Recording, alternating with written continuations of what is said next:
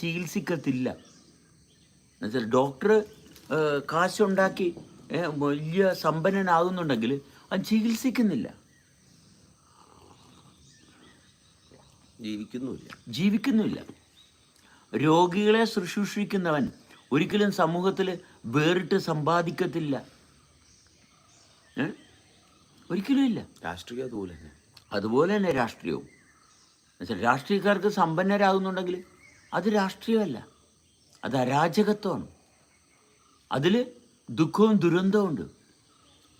അപ്പം മതബോധത്തിൻ്റെ ഭാഗത്ത് വരുന്നവർ പിടിപാടുണ്ടെന്ന് പറഞ്ഞാൽ അവർക്ക് എല്ലാ മനുഷ്യരുമായിട്ട് പിടിപാടുണ്ടാകണം, മതഭേദമന്യേ പിടിപാടുണ്ടാകണം.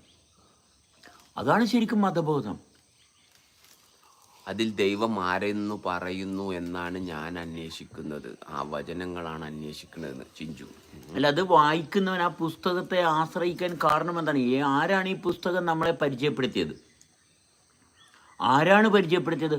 അവരുമായിട്ട് കൺസൾട്ട് ചെയ്യുക. അതെ, ഞാൻ നിങ്ങളോട് ബൈബിളെന്നോ ഖുറാനെന്നോ ഭഗവത്ഗീതയോ വായിക്കണമെന്ന് ഞാൻ പറഞ്ഞില്ല. ഉപനിഷത്ത് ഒന്നും വായിക്കാൻ ഞാൻ പറഞ്ഞില്ല. അതെ, ഒരു പുസ്തകവും വായിക്കരുതെന്നേ ഞാൻ പറയത്തുള്ളൂ. മനസ്സിലായി? നീ വായിക്കാൻ ആരെങ്കിലും പറഞ്ഞില്ലെങ്കിൽ അറ്റ്ലീസ്റ്റ് അവരോട് അത് ചോദിക്കാനുള്ള ഒരു സ്വാതന്ത്ര്യം പോലും ഇല്ലെങ്കിൽ. അതെ അതെ, എന്തിനാണ് ഇത് വായിക്കാൻ പറഞ്ഞത്? അതെ, എന്തുകൊണ്ട് വായിക്കാൻ പറഞ്ഞു? മനസ്സിലായി?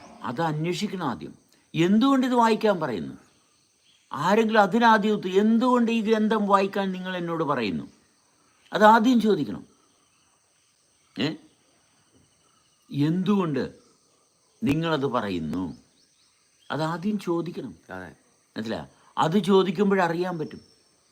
മനസ്സിലായി? എന്തുകൊണ്ട്? കാരണം അവർ വായിച്ചിട്ട് അവർക്ക് മനസ്സിലായിട്ടില്ല, അതുകൊണ്ടാണ് അവർ പറയുന്നത് വായിക്കാൻ. അത്രേ ഉള്ളൂ. അത് വായിച്ചിട്ട് മനസ്സിലായിട്ടുണ്ടെങ്കിൽ ആ മനസ്സിലായ അവസ്ഥയിൽ നിന്നുകൊണ്ട്, പ്രാപ്തിയിൽ നിന്നുകൊണ്ട് അവർ നിങ്ങളോട് സംസാരിക്കും. അവർ വായിച്ചിട്ട് അവർക്കത് മനസ്സിലായിട്ടുണ്ടെങ്കിൽ അവരുടെ പ്രാപ്തിയിൽ, വായിച്ചത് എന്തിനാണ്? പ്രാപ്തിക്ക് വേണ്ടിയിട്ടാണെങ്കിൽ ആ പ്രാപ്തിയിൽ നിന്ന് അവർ സംസാരിച്ചാൽ പോരെ? അത്രേ ഉള്ളൂ. അപ്പോഴാണ് നിങ്ങൾക്ക് മനസ്സിലാകുന്നത് നമ്മുടെ പ്രാപ്തിയിൽ നിന്ന് നമ്മൾ പ്രാപ്തിയില്ലായ്മയിലേക്കാണ് പോണതെന്ന്. ഇതൊന്നും ഒരു കാര്യമില്ലാത്ത കാര്യങ്ങളാണ്. അപ്പോൾ ഇത് അന്വേഷിച്ച് കൃത്യമായിട്ട് അതിൽ ക്വസ്റ്റ്യൻ ചെയ്യുക. ആരാണിത് വായിക്കാൻ പറഞ്ഞത്? എന്താണിത് വായിച്ചിട്ട് അവർക്ക് കിട്ടിയത്? ഇതെല്ലാം പരിശോധിക്കുക. ഞാൻ എല്ലാ ക്രിസ്ത്യാനികളോടും ഞാൻ പറയുന്ന, നിങ്ങൾ ബൈബിൾ എടുക്കുന്ന എന്തിനാ? ഒരു ബൈബിൾ എടുക്കുന്ന അടുത്ത് നിൽക്കുന്ന വ്യക്തിയുമായിട്ട് വിശുദ്ധമായിട്ടൊരു ബന്ധം ഇല്ലാത്തത് കൊണ്ട്, അതുകൊണ്ട് ഗ്രന്ഥം വിശുദ്ധമായി. അടുത്ത് നിൽക്കുന്ന വ്യക്തി വിശുദ്ധമല്ലേ? ആ വ്യക്തി ജീവൻ്റെ ഭാഗത്തല്ലേ വ്യക്തിയും നിൽക്കുന്നത്? ജീവൻ വിശുദ്ധമല്ലേ? ജീവൻ അശുദ്ധമാണോ? അപ്പോൾ അടുത്ത് നിൽക്കുന്ന വ്യക്തിയുമായിട്ട് ബന്ധമില്ലാത്തതുകൊണ്ട് ഗ്രന്ഥം വിശുദ്ധമായി. കാരണം ഗ്രന്ഥം ഒരിക്കലും നമ്മളോട് തല്ലുപിടിക്കത്തില്ല, ഗ്രന്ഥം ഒരിക്കലും നമ്മുടെ നേരെ പിറുപിറുക്കത്തില്ല. ദൈവം അതുപോലെ തന്നെ, ഈശ്വരനും അതുപോലെ തന്നെ. അതുകൊണ്ട് അമ്പലത്തിലും പള്ളിയിലൊക്കെ ആള് കൂടും, പക്ഷെ മനുഷ്യർ തമ്മിൽ കൂടുന്നില്ല. കാരണം വിശുദ്ധി കാണാൻ പറ്റുന്നില്ല. പരസ്പരം അടുക്കുന്നിടത്ത് പൊരുത്തമില്ല, വിശുദ്ധിയില്ല. അവിടെ അശുദ്ധിയാണുള്ളത്. ഓക്കെ, അപ്പം പരസ്പരം നന്മയിലും സ്നേഹത്തിലുമാണെങ്കിൽ അതാണ് വിശുദ്ധി. അപ്പം കഴിക്കുന്ന ആഹാരത്തിൽ വിശുദ്ധി കണ്ടെത്തണം.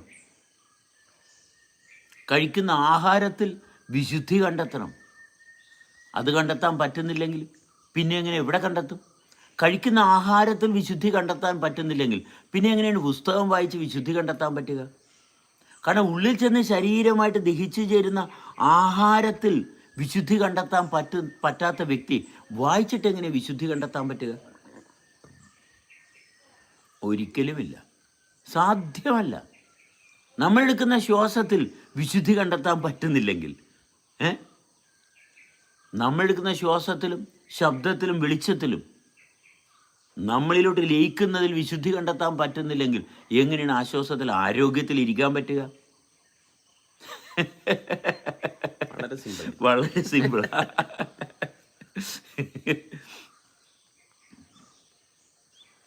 യെസ്, പറയും.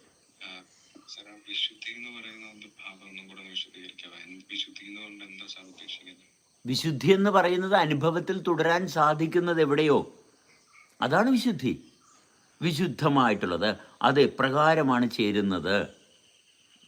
ചേമ്പലപ്പുറത്ത് വെള്ളം ഒഴിച്ചു കഴിഞ്ഞാൽ ചേരത്തില്ല, അല്ലേ? ചേരത്തില്ല. അപ്പം നമ്മൾ വെള്ളം കുടിക്കുന്നു. ആ വെള്ളം നമ്മൾ കുടിക്കുകയാണ് ചെയ്യുന്നത് അല്ലേ. കുടിച്ചിട്ട് വായിന്ന് ഇറങ്ങിയാൽ പിന്നെ അറിയുന്നില്ലെങ്കിൽ പോയില്ല, അറിവ് നഷ്ടപ്പെട്ടില്ലേ. വായി നിന്ന് വാട ചുണ്ട് നനക്കാൻ വേണ്ടിയിട്ട് വെള്ളം കുടിച്ചതുപോലെയാ. അങ്ങനെയല്ല വെള്ളം കുടിക്കേണ്ടത്. അങ്ങനെയല്ല. ഈ ശബ്ദം, കേൾക്കുന്ന ശബ്ദം ശരീരത്തിൻ്റെ കാൽപാദം വരെ എത്തണം. നിങ്ങൾ ഈ കേൾക്കുന്ന ശബ്ദം കാൽപാദം വരെ എത്തണം. ഇത് കേട്ടില്ല അതിനു മുമ്പ് തന്നെ എതിർക്കാം. ഇവൻ എന്താണെന്ന് എനിക്കറിയാം, അവനെന്താണെന്ന് എനിക്കറിയാം. കണ്ടു കണ്ടില്ല, കേട്ടു അതാ വൈബാണ് പോണത്.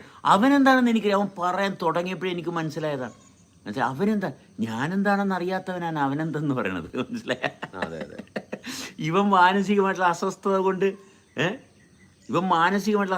ഒരിടത്തും സമാധാനത്തിൽ ഇരിക്കാൻ പറ്റാത്തവന് മറ്റുള്ളവരെന്താണെന്ന് നന്നായിട്ടറിയാം. അവൻ നാടിന് നാശം വിതക്കുമെന്ന് ഇവനറിയാം. പക്ഷെ ഇവനിലെ നാശം ഇവനൊരു നിമിഷം പോലും സ്വസ്ഥമായിട്ട് ഇരിക്കാൻ പറ്റാത്ത ആൾക്കാരാണ് നാടിന്റെ നന്മയ്ക്ക് വേണ്ടിയിട്ട് ഇറങ്ങുന്നത്. ഒറ്റ നോട്ടത്തിൽ അറിയാം. അതാണ് ആൾക്കാർ. എല്ലാ രാഷ്ട്രീയക്കാരും എടുത്താൽ മതി, എല്ലാ രാഷ്ട്രീയക്കാരും എടുത്താൽ മതി. ഒരു സ്ഥലത്തും അവർക്ക് സ്വസ്ഥത ഉണ്ടാകത്തില്ല. ഒരു സ്ഥലത്തും സ്വസ്ഥത ഉണ്ടാകത്തില്ല. ഒരു സംശയം വേണ്ട. മായാവി ഹായ് ഹലോ. മായാവി സ്വസ്ഥതയില്ലാത്ത രാഷ്ട്രീയക്കാർ. വേണുഗോപാൽ വീട്ടിൽ ഭാര്യയും മക്കളൊക്കെ ചിലപ്പോൾ അടക്കി ഭരിക്കുകയായിരിക്കും. മനസ്സിലായേ? കാരണം എനിക്ക് രാഷ്ട്രീയത്തെ പിടിപാടുണ്ട്. പോലീസ് ഡിപ്പാർട്ട്മെൻ്റ് എടുത്ത് നോക്കുക. ഏതെങ്കിലും ഒരു പോലീസുകാരൻ സമാധാനത്തിൽ ഞാൻ കണ്ടിട്ടില്ല. സ്നേഹത്തോട് സംസാരിക്കാൻ പറ്റുന്ന പോലീസുകാർ ഇല്ല. മനസ്സിലായ? കാരണം പോലീസ് സ്റ്റേഷനിൽ ഞാൻ ഒരു പ്രാവശ്യം ഞാൻ ക്ലാസ് എടുക്കാൻ മെഡിറ്റേഷൻ ക്ലാസ് കൊടുക്കാൻ പോയതാണ് സ്റ്റേഷനിൽ. മനസ്സിലായ? അവർക്ക് വലിയ താല്പര്യമൊന്നുമില്ല. സിയുടെ ഒരു താല്പര്യത്തിൽ പോയതാ. മനസ്സിലായ? വലിയ താല്പര്യമൊന്നുമില്ല. ഞങ്ങളുടെ ജീവിതം നിങ്ങൾക്ക് അറിയത്തില്ലെന്നാണ് പറഞ്ഞത്. മനസ്സിലായി? പോലീസുകാരനൊരു ജീവിതം വേറിട്ടുണ്ടോ? ഇല്ല. അങ്ങനെ പോലീസുകാർക്ക് വേണ്ടിയിട്ട് മാത്രം ഒരു ജീവിതം ഇല്ല. ജീവിതം മനുഷ്യർക്ക് എല്ലാവർക്കും ഒരുപോലെയാണ്. അങ്ങനെയാണ്. അതാണ് ജീവിതം. അതാണ് ജീവിതം. മനസ്സിലായ? അങ്ങനെ ജീവിക്കുന്നില്ലെങ്കിൽ മനസ്സിലായി? പോലീസുകാർക്ക് വേറിട്ട്. അങ്ങനെയാണെങ്കിൽ നമ്മുടെ സമൂഹത്തിൽ അടിസ്ഥാനമില്ല. എല്ലാവർക്കും വേറെ വേറെ ജീവനാണ്. എല്ലാവർക്കും വേറെ വേറെ ജീവിതമാണെങ്കിൽ അടിസ്ഥാനമില്ല, പവിത്രതയില്ല, വിശുദ്ധിയില്ല, നാശമേ ഉള്ളു. പോലീസുകാർക്ക് സ്വസ്ഥതയില്ലെങ്കിൽ ഇവിടെ ആരും സ്വസ്ഥത അനുഭവിക്കുന്നില്ല. ഒരു സംശയം വേണ്ട. മനസ്സിലായി? കാരണം നിയമത്തിൻ്റെ നീതി പാലകരായിട്ടുള്ള പോലീസുകാർക്ക് സ്വസ്ഥതയില്ലെങ്കിൽ പിന്നെ എങ്ങനെ മനുഷ്യർക്ക് സ്വസ്ഥത ഉണ്ടാവും? പിന്നെ എങ്ങനെ മനുഷ്യർക്ക് സ്വസ്ഥത ഉണ്ടാവും? ഡോക്ടർമാർക്ക് ആരോഗ്യമില്ലെങ്കിൽ പിന്നെ എങ്ങനെ രോഗികൾക്ക് ആരോഗ്യം ഉണ്ടാവും? ഡോക്ടർമാർക്ക് ആരോഗ്യമില്ല. എങ്ങനെ ആരോഗ്യമില്ല? അവർക്ക് സാധാരണ ജനങ്ങളുടെ ഇടയിൽ ഒപ്പത്തിനൊപ്പം നിൽക്കാൻ പറ്റുന്നില്ല. ഒരു സമ്പന്നരാകുകയാണ്. മനസ്സിലായി?